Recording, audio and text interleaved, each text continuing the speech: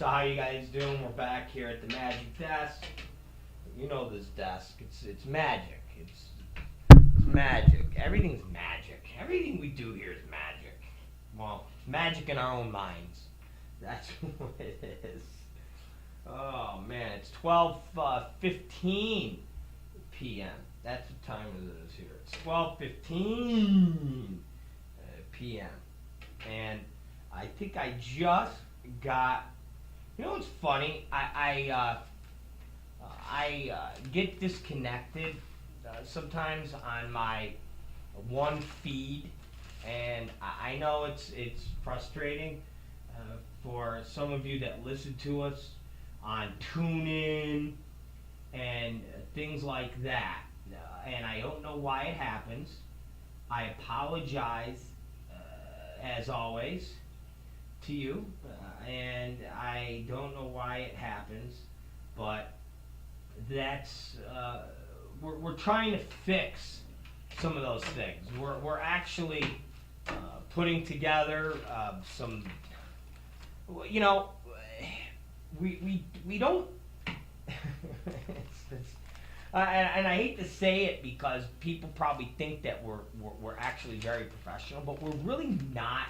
Like, we don't really have the infrastructure. When I say professional, I'm not saying like we're not professional in the sense of we sit here and do like horrible, dirty things to chickens all day and bad things like that. I'm saying when it comes to there's definitely people with less that have more than what we have, if that makes sense. It's kind of like having a football team or a baseball team that's loaded with players, loaded with quality talent, and yet they are, dead last in the pennant race, or they're below 500 when it comes to, their football record. And then all of a sudden they get a new coach and new personnel and at times a new owner, and the same team is now a winning team a year later. And somebody says, what happens? And they go, well, they should have been doing this, and they weren't doing this, and they were doing this instead of this. And that's kind of like where we are. We have a lot of things at our disposal, but we don't know how to go ahead and achieve success with what we have. We do a show for 3 hours a day, every day, and we talk about politics, and we talk about sports and entertainment. But that first hour and a half that we talk about politics is really just as powerful as a Glenn Beck or a Michael Savage or any of these really hard right Republicans. We take a hard left approach, and at times a hard middle approach.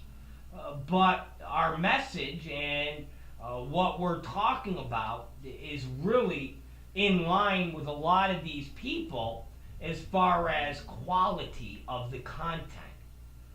And it's just a matter of getting our message out to the people, because we don't know how to go about it. When I do my research and I'm looking at internet websites that are forum boards where they're talking about getting traffic or getting the word out there. I mean, example, Reddit is something that we just started with probably a month ago. If you go to Reddit, we post articles from our show on Reddit. We just started that a month ago. We've been doing this show for about a year and a half. We should have been doing that from day one. But we don't. We didn't know how. We didn't know the process not of how to post it, but we just didn't know Reddit, so to speak. And there's a bunch of other sites that we are now posting articles to, and these are things that we never did before. And there's people that have shows that are really bad, like really bad shows that have, 25 times the audience, or I should say exposure, than we have, but they're doing a lot of the things that we just don't know how to do, or we don't do. When I read those message boards and they talk about, this link and that link, and you need to, have this style of publicity, and do press releases through this PR wire service, and this place does stuff on Yahoo. All of these things are things that we should be doing, but we just don't know how, or we don't have the time, or the amount of things that it takes to do. We don't have, because if we do that, then we're not going to do the other things that we're doing now. So it's really just this kind of cluster of shit. And we have a winning team, but we just don't have the right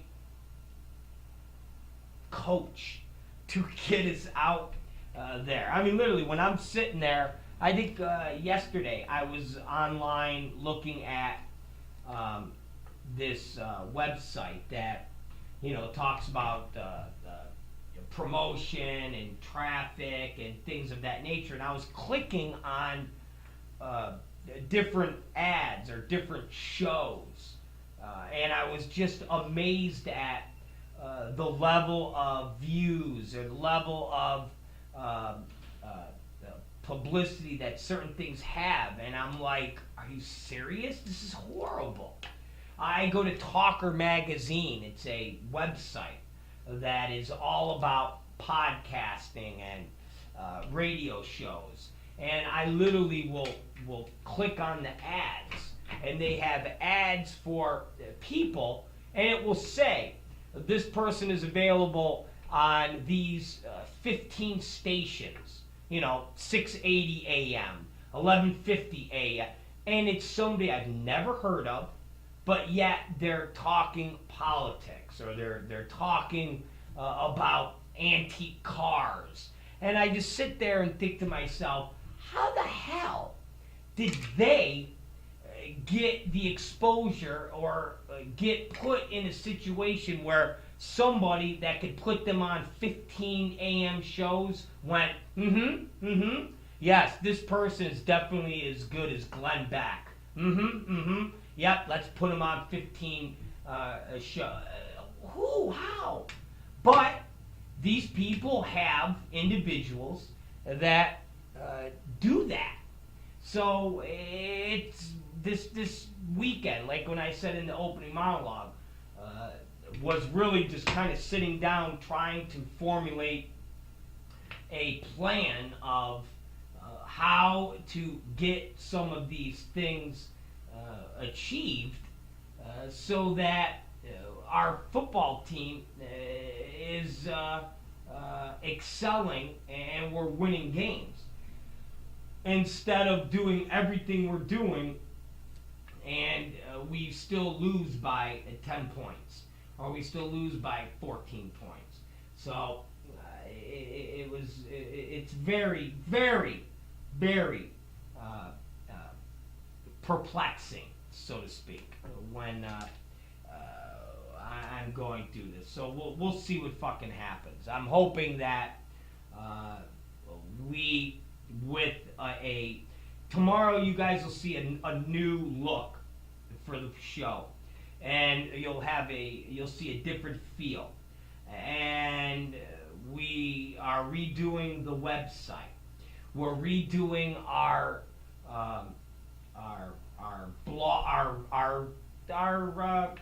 the radio portion of the show, not the video portion of the show, but the radio portion of the show. So we're redoing the radio portion of the show so that we're available more. As an example, I'm going to give you guys an example. Our iTunes listening availability is shit. Our iTunes RSS feeds, whatever the hell you call them, stopped going in the iTunes store. I think 8 months ago, literally. So the show is not available in any iTunes format in the last 8 months. And the shows that are up there now just say The Rob Black Show. There's no description of what is going on the show. There's just nothing. I mean, it's, again, when you see people, you literally could go on iTunes, or you literally could go in the blogging, talking sphere, and see people that you've never heard of, and have things that they're talking about that are very niche. I might be talking about old collectibles like dolls and stuff. And you see these people with a podcast, and it's as if they're fucking Johnny Carson. They are on every format that there is. Their iTunes store, every format that you could possibly imagine. The shows are descriptive in saying they're talking about a Raggedy Ann doll, or they're talking about a Cabbage Patch. I mean, you literally look at some of these programs and go, wow, look how professional they are. But they are nothing more than, a very niche subject or topic or program by somebody that, works as a garbage man, or they work as an executive for a meat packing company, and they do this on their spare time. So people that work on their fucking spare time doing podcasts and things of that nature have a better feel or a better production, everything better than we do, and this is what we do full time. This is what we make money at. This is what we're sitting here going, okay, yeah, CNN next, MSNBC next, Comedy Central next. And it's perplexing that these are the things that we don't have, or we don't do. That you have really, really, really minuscule entertainers, so to speak, doing. I mean, there's fucking people that do podcasts that don't even have video feeds. And they're trying to get video feed. They're like, someday we'll get video feed. We got video. I could broadcast 12 hours. I could broadcast every day. We have servers that we pay for. I literally could sit here and broadcast me playing with my testicles for 20 hours a day. 5 hours of sleep, 20 hours of playing with my testicles. 5 hours of sleep, 20 hours of playing with my testicles. We literally could do that. I mean, there's just things that we just don't do. And I'm telling you now that starting tomorrow, a lot of these things that we're not doing, we're going to be doing. And you'll see a different set, and hopefully you're going to see a different website. The Rob Black Show website will be different. So these are the things that we are putting together, and it makes me wonder what would have happened if we started this from day one. Seriously, it makes you wonder what would have happened if we started this from day uno. That's what I asked Katie Summers, but sometimes she doesn't listen to me. She doesn't listen to me a lot. Or she does listen to me a lot, like half a lot. I don't know. Anyways. we're going to let's jump on. You guys want to jump on something thoroughly entertaining and talk about ISIL, or do you guys want to do entertainment news? I gotta ask my news host what I should do.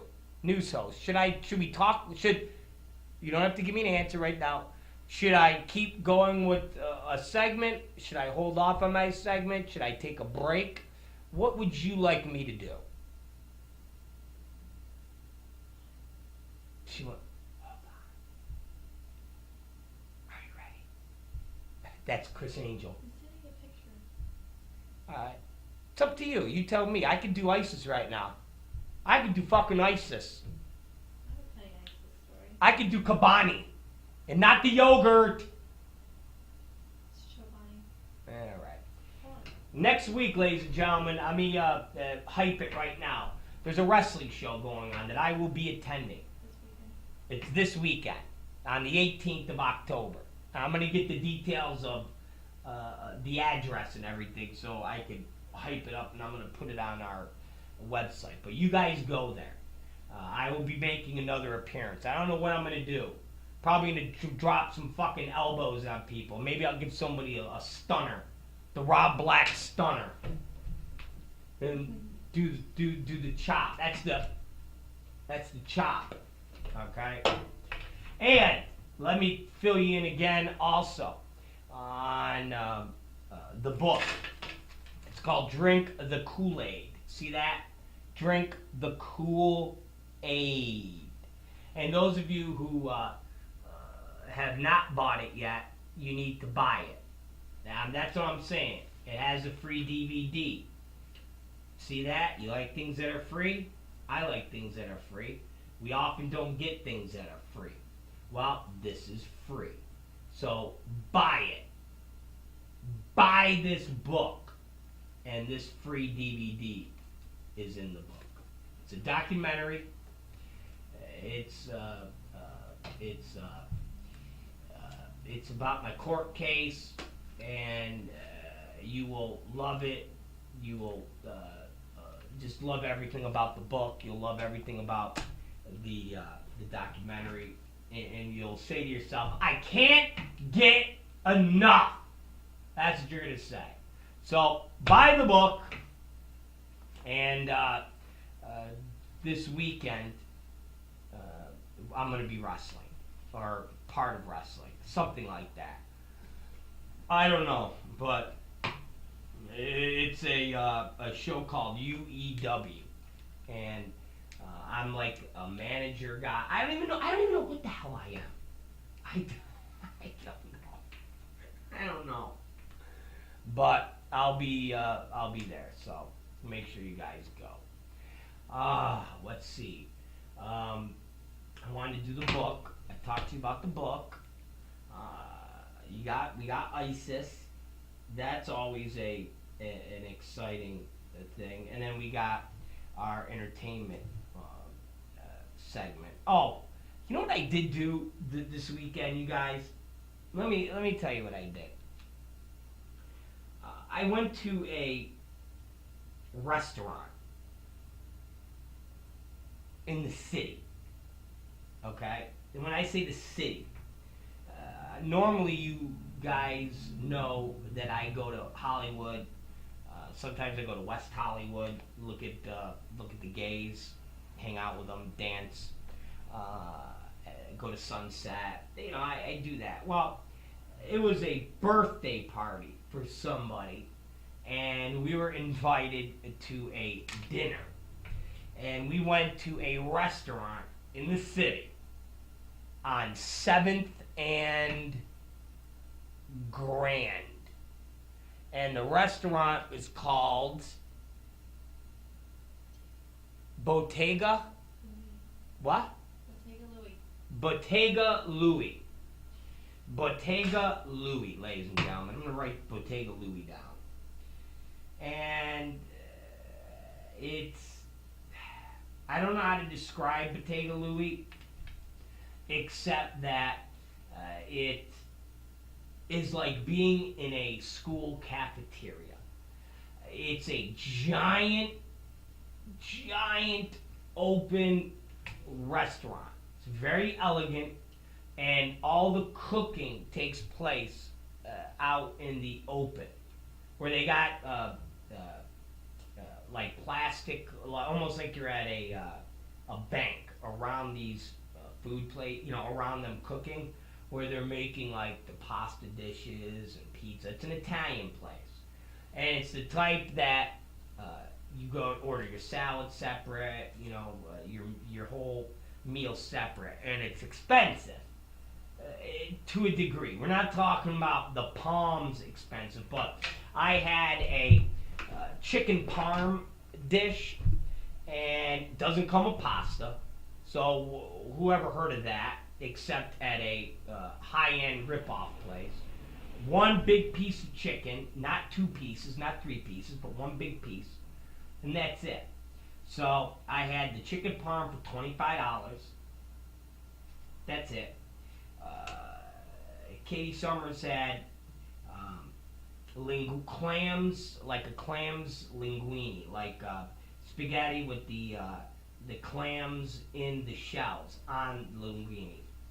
That was good, but that was like $20. And then we had, she had water and I had a diet Coke. That was the meal. And me and her got done eating it, and we were still starving. But it was a birthday. We went to be friendly with our hairdresser. It was our hairdresser's birthday, and somehow she picked this place. She has a friend, I guess, that is part of they know. I don't fucking know, but this restaurant also has a baking area where they have these macaroons and these cakes. I mean, really a high-end place. But because it's such a open environment, you can't even have a conversation with someone. I mean, you literally got to talk like this. I mean, you hear the plates clanking. I mean, it's so goddamn loud. And I was definitely... I felt uncomfortable to a degree. Because you can't really have a conversation, so you just gotta sit there. And of course, I'm sitting there thinking about how fucking hungry I was and how I wanted more food, but I didn't want to spend another $40 on this food. And then, of course, I'm sitting there looking at the couple, our hairdresser and her boyfriend, and then the friend that set the dinner up, and I'm thinking, how is the bill gonna be paid? I'm like, I'll tell you, for somebody that's not Jewish, okay, I'm Italian, but I have very Jewy tendencies inside me, very Jewy tendencies, like at least 20 minutes of the meal, I'm sitting here looking, going, how are we going to split this up? Because I'm not fucking paying for this whole fucking meal, or I'm not whacking it up with this other guy and for a birthday celebration. But then the other part of me is going, but wow, that sucks that the person that you're going out for the birthday, she's got to actually also pay for her birthday. And I'm like, well, I'm not fucking paying. So, like, this whole conversation is going in my head while I'm sitting there. And she's just off in her own fucking world. She's talking here, talking there. She's being 25-year-old Katie Summers and not a care in the fucking world. Except, are her boobs big enough? Do they look good? Is she hot? That's what she's fucking worrying about. And I'm dissecting the money, who's paying for what. Katie's like, I was thinking about getting some wine. And I'm like, just looking at it. She goes, maybe I'll just wait if we're going to go drink late. I go, yeah, why? You gonna pay $30 for a glass of wine in this fucking place? I'm like, no. So we're sitting there, And everybody's having these conversations that consist of, so did you? And it's really not conversations like I want to have. Like I want to sit there and talk about politics. I want to talk about world events, and they're all talking about hair color. I don't know. There's just stuff that's just really silly. Oh, Halloween haunted hay rides, shit like that. So I got my hands folded. And I'm sitting like this, and I'm now just surveying and looking at other people's food because I'm so goddamn hungry. I'm just starving, and oh fuck, I'm fucking hungry. So then outside catches my eye. There's a little Mexican roach coach, and they're doing the hot dogs and the sausage, and I'm like, I'd love to go get one of those. So the bill comes, and this was a kind of a tricky thing. So the bill comes, and everybody looks at the bill, and they see what they owe, and then they all put their money in. But again, it just shows you. And I never understood when you would hear stories of people getting like $1 tip or a $3 tip, and you would go, who does that? How do you? I know who does that. People that I go out with. That's who does that. Because the bill comes, and everybody goes, oh, okay, so our meal was $25, and this drinks were $30. Okay, that's $55, and they put in $55. So somehow the one person puts their money in, then the hairdresser and the boyfriend put their money in, and then it comes to us. So we're the last people to put the money in, which I guess would mean that I'm controlling of the bill. So now I look at our meal, and I know exactly. I'm going to tell you guys exactly. Mine was $25, okay? Katie's was $18, okay? So Katie's was $18, and the drink was $3. I remember this.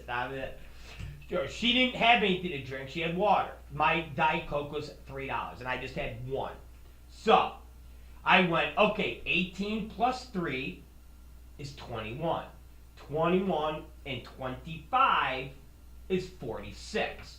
So I said, okay, the bill is 46. Now, say 15, 16% of that, you're looking at like $6.90. So I leave $7 or $8. So in my mind I'm going, okay, $7 or $8 is between 15 and say 17%.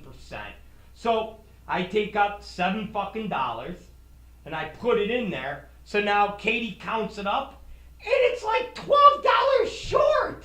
So like these motherfuckers left no tip. No fucking tip. Or the tip they left was like $1. Like they're tipping like 4%. Literally. And I'm like, I'm not putting no more money in for everybody's tip. So now I take it and I give it to the hairdresser and the hairdresser boyfriend. And I'm like, yo, dude, that thing's short. I go, I put in $7. I go, my thing's 46. I put in $7 fucking dollars. I'm like over 15% here, bro. Okay? So he kind of gives, and the other kid's like, well, my thing was 18, and I put in 2. So basically, the hairdresser and the boyfriend and the other friend are cheapo tippers. And it's funny because the hairdresser works on the concept, which always annoyed me, and I could say this now because I know they're not listening to the show. So, and I don't think anybody's going to email them the show. Except when Katie tells them, and she goes, where can I listen to the show at? Katie goes, it's right there on the YouTube. So she's going to go to YouTube and it's go Night Out with the Hairdresser. She's going to click on it and listen and go, that cocksucker. What's it? So the hairdresser, and the concept is, so she goes, okay, your haircut was $40. So you give them $40, and then you got to tip her on top of that. And it's not like she works for Supercuts where everybody's getting a piece. She owns her own business, so she has her own store. So it's like, okay, the haircut's $100. So then you throw in a $20 fucking tip. And it's like, what the fuck? So that concept, you would think that the hairdresser would understand tipping, and they would understand that 15% is like, to me, 15 is a guarantee. People go, oh, 10, 12. No, 15% right out of the gate. If the service is really good, and when I say service is really good, like people go, oh, what, they bring you the food quicker? No, but if you know the people, if it's a regular place, if the waiter or waitress are go out of their way, if it's a place that charges you for Diet Coke or a drink, where every drink they charge you, and you notice that they only billed you for one drink and they gave you, 2 free, things of that nature, you sit there and go, you know what, I'm going to pass on that savings to the fucking waiter or the waitress. I'm going to do this for them. You tell them to bring you coffee. They bring you coffee. Hey, can I get some extra sugar? And they come over and bring you like 50 sugar packs, not 3 of them. And you're like, no, I mean extra. Can I get more than 3, please? Thank you. That type of stuff. So you give more than 15%. Well, you would think that the hairdresser would, be more willing to give out a bigger tip, but no. So I'm like, here's my money, here's a tip. You guys figure that shit out, because I'm like over 15%. All right? I'm a dollar over 15%. I'm like, I think my thing came to, I think when I did the percentages, it comes at like 680, and I put in like $8 or whatever. It was either, I either put $7 or $8, so I was a little over 15%. And they eventually put what they had to put in, and then we left. And then we went to a bar called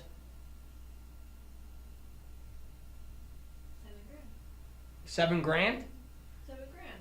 Yeah, that's just the name of the street. We went to a club called $7 grand, and it looked like an old hunting lodge, and it was full of Chinese people.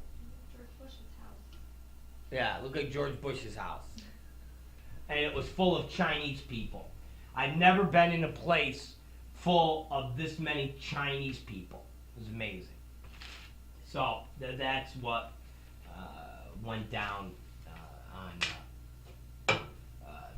Saturday night. That was it. Anyways, there's my story. I ain't even talking about ISIS. We're saving ISIS. We're saving ISIS! Because I know there'll be more developments tomorrow. Anyways, I want to take a break, you guys. And when we come back, we got Katie Summers, that sexy motherfucker. And we're going to talk about the news. She's going to give us all sorts of awesome shit. And when we get done with that, we're out of here. So, anyways, we'll be back in about 3 minutes. And when we come back, we'll be joined by the most beautiful girl in the world. And she goes by Katie Summers. It's the Rob Black Show, and we'll be right back.